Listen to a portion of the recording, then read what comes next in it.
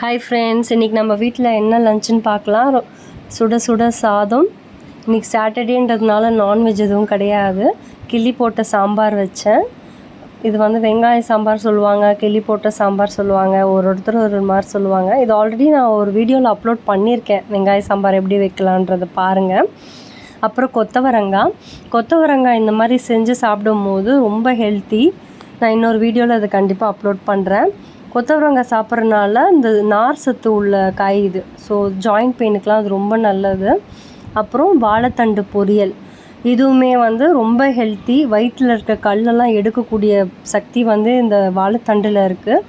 இது கண்டிப்பாக வீக்லி ஒன்ஸாவது நம்ம அதை சாப்பிட்டே ஆகணும். அப்போ தான் வந்து நல்லா ஹெல்த்தியாக இருக்கும். குழந்தைங்கலேருந்து பெரியவங்க வரைக்கும் இது எல்லாருமே சாப்பிடக்கூடிய காய்கறி இது. கண்டிப்பாக ட்ரை பண்ணி பாருங்கள். இன்றைக்கி நம்ம வீட்டில் இதுதான் சிம்பிளான சமையல். தொட்டுக்கிறதுக்கு பூண்டு ஊறுகாயும் இருக்குது. தேங்க்யூ.